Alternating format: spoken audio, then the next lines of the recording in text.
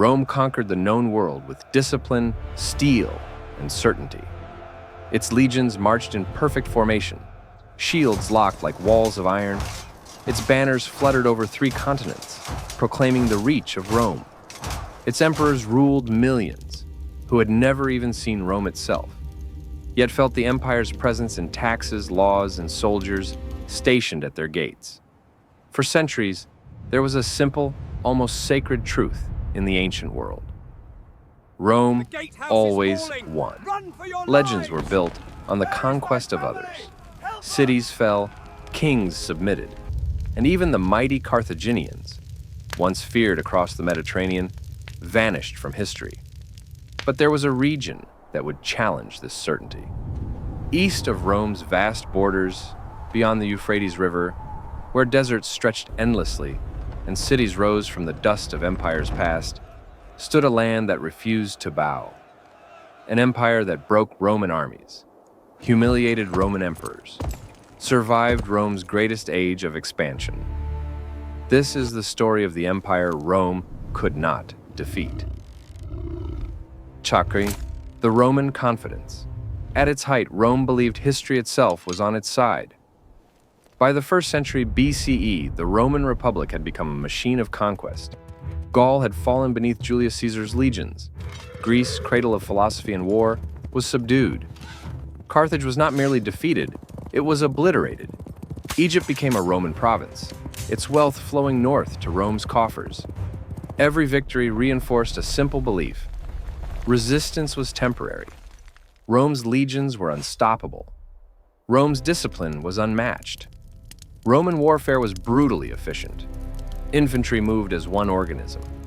Shields locked together like steel walls. Soldiers drilled for years, so that fear and chaos could never break them. Rome fought wars of annihilation, not negotiation. Cities that resisted were burned. Leaders who opposed Rome were executed. But Rome's greatest weapon, its certainty, would fail it in the east. The land of Parthia. East of Rome's frontier lay Parthia, a land of vast plains, deserts, and rivers that defied the empire's maps. To Romanize, Parthia appeared chaotic. There were no straight roads, no uniform legions, no rigid command structure. Power rested with noble families, each with their own armies, their own agendas. Rome mistook flexibility for weakness, but Parthia was not weak. Parthia was designed to survive. Its people were heirs to Persia's ancient traditions, skilled in cavalry warfare, trained on open plains where speed mattered more than formation. Where Rome relied on discipline and cohesion, Parthia relied on mobility, deception, and patience. Parthia did not meet its enemies head-on. It let them come. Then it struck, not as a wall of iron, but as a storm of arrows and hooves. Carrhae, the March of Crassus. In 53 BCE, Rome sent one of its most ambitious men eastward, Marcus Licinius Crassus. Crassus was wealthy beyond imagination, a man who had bought armies, crushed revolts, and accumulated political power. Yet, he lacked the glory of Caesar in Gaul or Pompey in the east. Crassus desired a victory that would etch his name into history. He would find it or lose everything trying.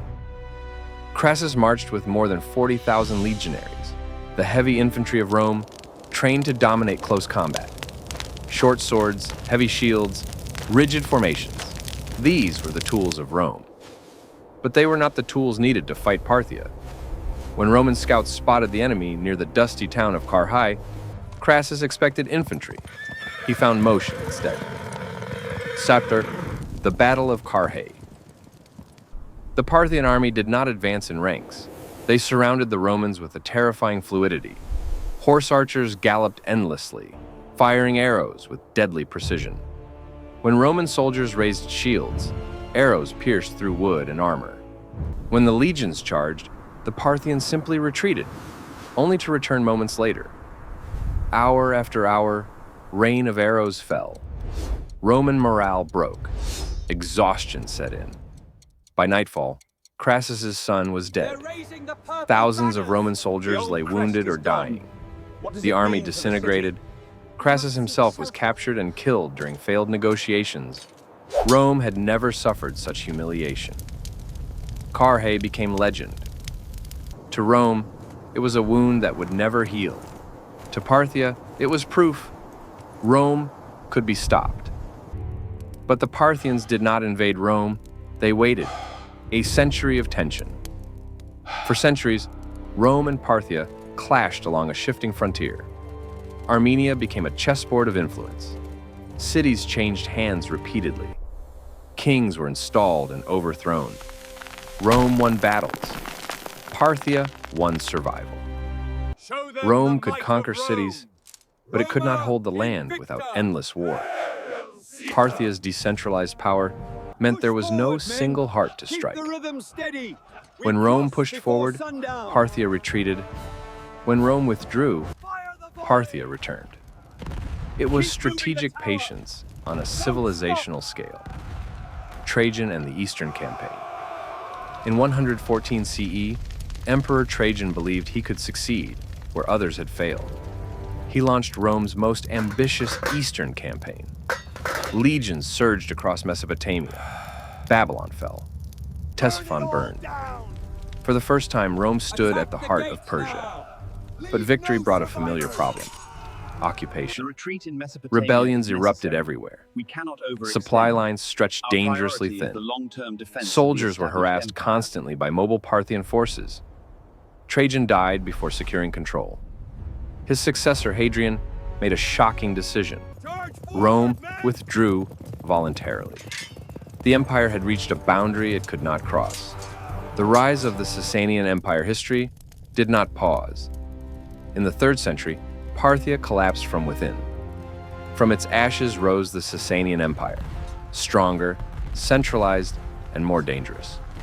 The Sassanians revived Persian identity, built standing armies capable of siege warfare, and challenged Rome openly. To them, Rome was not a conqueror. It was a rival, and rivals were meant to be tested. Shapur I and Valerian's capture. Under Shapur I, Persia went on the offensive. Roman cities fell. Roman armies broke. Then came the unthinkable. Emperor Valerian marched east to stop the invasion and failed. Valerian was captured alive. Never before or after would Rome suffer such humiliation. The Emperor of Rome, a prisoner of Persia. Rome's myth of invincibility cracked forever. The long shadow of conflict.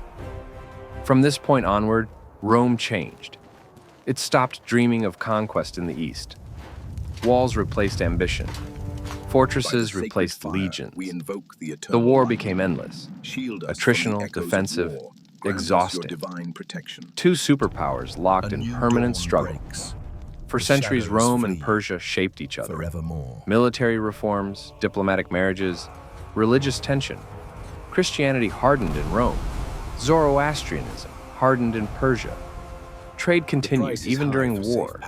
The Silk Road flowed with both blood and diplomacy. Full payment up front. The final collapse. In the 7th century, Rome and Persia fought one final war. It destroyed them both. Cities burned, armies vanished, economies collapsed.